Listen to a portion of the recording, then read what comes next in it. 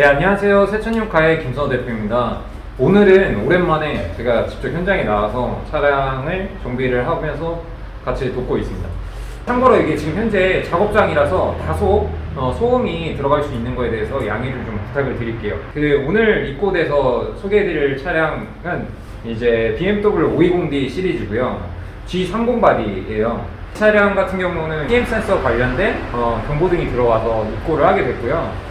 이런 경우에 일반적으로 정비소에서는 그냥 단순히 경보등만 보고 PM 센서만 바꾼다던가 아니면 DPF 클리닝만 한다던가 이런 정비 절차를 거치기도 하는데요. 사실은 이제 DPF에 대한 좀 본질적인 이야기를 하자고 한다면 DPF는 이제 배기장치가 왜 문제가 생기느냐, 사람으로 따지면 잘 먹고 소화를 잘 시킨 다음에 그 다음에 이제 잘 배출을 해야 되잖아요. 근데 그 과정에서 만약에 콧구멍이 쉽게 숨을 제대로 잘 못 빨아들인다면 이제 소화 기능도 떨어지겠죠. 그래서 즉 그거를 이제 자동차에서는 용어를 뭐라고 하냐면 불완전 연소라고 합니다. 불완전 연소를 하게 되면은 오일 캡을 이렇게 뚜껑을 여시게 되면요, 보시게 되면 지금 블로바이 가스가 많이 나오는 게 보이실 거예요. 이렇게 오일이 튀기는 것도 보이시고, 이것만으로도 사실 엔진의 상태를 알 수 있고요.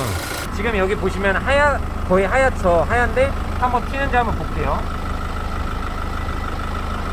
거의 보시면 거의 묻지 않았어요. 뚜껑을 여시게 됐을 때 여기서 오일이 튄다거나 또는 블로바이 가스, 불완전 연소에 의해서 생기는 블로바이 가스라는 것이 많이 생성돼서 나온다라고 한다면 사실은 흡기 계통이나 또는 인젝터라던가 어디선가 압축이 새고 있다라고 말씀을 드릴 수 있어요. 그래서 그런 부분들을 선제적으로 작업하지 않고 무조건적으로 이제 DPF를 교체해야 된다 또는 DPF를 클리닉하면 문제가 해결될 것 같다 이렇게 얘기를 하시는 것은 조금 시기상조일 수 있고, 그래서 공기 흡입량은 정상적으로 센서 데이터 값에 나오는지 그걸 확인해야 될 때도 있고요. 제가 소개시켜드린 벤츠 GLK 차량 같은 경우 터보 인터쿨러 호수가 자주 터집니다. 그래서 갑작스럽게 공기 흡입량의 센서 데이터 값이 바뀌면서 출력 저하 현상이 일어나게 돼요. 그래서 그런 부분들은 차종마다 가지고 있는 고질적인 것들이기 때문에 그런 부분들을 먼저 확인을 하셔야 되고요. 두 번째로 확인하셔야 되는 게 압축비가 제대로 형성이 돼서 지금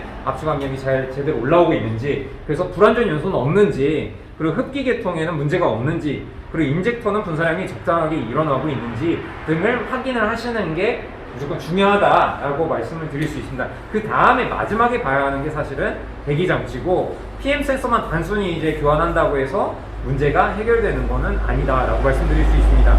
간혹 이제 운전자분들이 물어보시는 게 DPF 클리닉 하는데 얼마예요? 이렇게 하셔서 오시는 분들도 계세요. 근데 DPF가 사실은 문제가 아닌 경우도 많이 있습니다. 그래서 무조건적으로 DPF 수리에 대해서 견적을 물어보시다기보다는 정말 이제 차량 내 상태에 대해서 전반적으로 체크를 하시고 왜 DPF가 문제가 생겼는지, 그러니까 중요한 거는 같은 문제가 재발해서는 안 되잖아요. 그래서 그런 것들이 좀 중요하고 필요하다. 그래서 DPF를 탈거하기 위해서는 이제 저 미젤 쿨러라는 이 시스템을 탈거를 해야 돼요. 근데 이게 보통은 F10 바디, 이제 제가 구매했던 2011년식 차량들 같은 경우는 이런 걸 탈거 안 해도 되기 때문에 좀 쉬웠는데, 이 차량은 이걸 탈거해야 되고, 이게 탈거하는데 이렇게 볼트가 정말 볼트너트가 너무 빠지기가 힘들게 되어 있었어요. 얘도 그렇고 안쪽에서 들어가 있다 보니까 또 좀 시간이 많이 걸리더라고요. 그래서 비용적인 것도 좀 생각보다는 더 나오게 됐고요.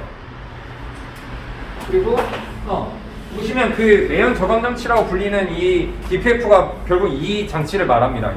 지금 현재는 유로 6에서부터는 최근에 요소수 사태가 벌어졌잖아요. SCR이라고 하는 장치가 들어가게 되죠.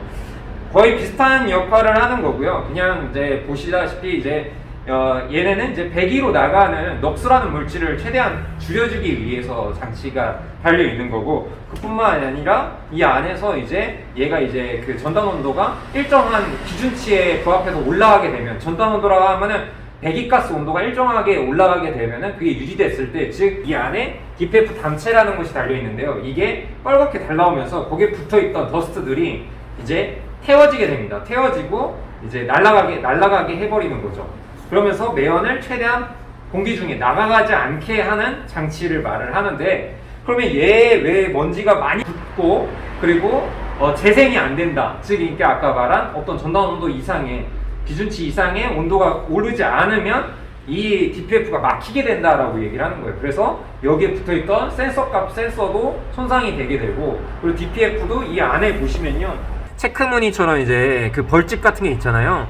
그 안에 잘 보면 이제 그 흰색으로 백화현상처럼 이렇게 되어 있는데, 그건 이제 진짜 너무 하얀색이다 그러면 이제 백화현상이 일어나는 거고, 이 정도면 이제 클리닉에서 쓸 수 있는 정상적인 상태다라고 할 수 있습니다. 그래서 DPF의 상태는 이렇게 후단을 통해서 볼 수 있고요. 그래서 생각보다 이렇게 조그만한데 가격은 되게 비싸요. 가격은 새것 가격이 굉장히 비싸고, 국산차 같은 경우도 몇백만 원부터 시작을 하게 되고요. 그래서 대부분은 이제 담채를 재생해서 쓰고 있는 재생 제품을 많이 사용하고는 있지만, 어쨌든 이 부품이 왜 문제가 생겨있냐에 대한 것들을 우리가 정확하게 짚고 가야 할 필요가 있다.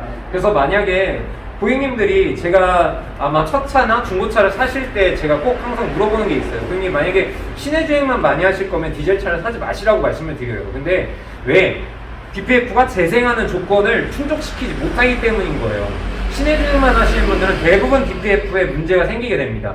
DPF가 문제가 생긴다는 것은 흡기에도 문제가 생길 수 있고요. 그렇기 때문에 나중에 수리비나 유지보수비가 많이 들어간다 라고 말씀을 드릴 수 있습니다.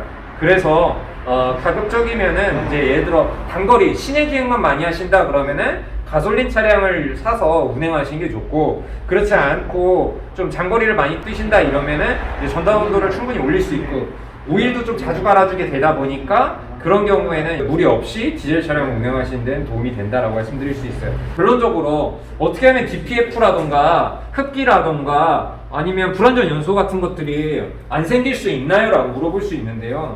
보통 디젤 차량 같은 경우는 한 7천에 한 번씩 교환을 하라고 말씀을 드려요.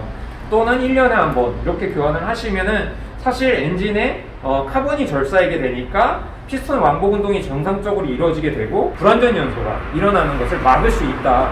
그럼으로써 카본이나 블루바이가스가 생기는 것을 절제할 수 있고, 그로 인해서 DPF도 나중에는 결과적으로는 문제가 생기질 않는다. 주행을 하실 때도 최소한 한 달에 한두 번 정도씩은 DPF 전단 온도가 충분히 DPF를 재생할 수 있는 조건에 충족될 수 있도록 우리가 주행을 해주시는 습관을 들이시면은 사실 DPF가 해체할 때까지 뭐 나가는 경우는 없다라고 제가 말씀을 드릴 수 있습니다. 감히.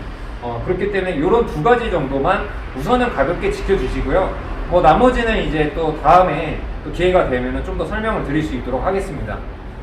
지금까지 도움이 되셨다면 좋아요, 구독 버튼 좀 부탁드리고요. 네, 다음에 뵙겠습니다. 감사합니다.